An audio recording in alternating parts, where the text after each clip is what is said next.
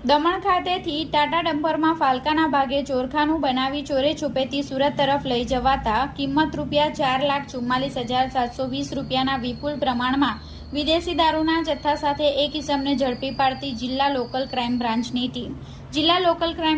team જિલ્લા હદ વિસ્તારમાં પેટ્રોલિંગમાં હતી, જે દરમિયાન ખાનગી રાહે બાતમી મળી હતી કે એક Tata S dumper number GJ15YY4239 માં ચાલક દારૂ ભરીને જવાનો છે, જે બાતમીના આધારે જિલ્લા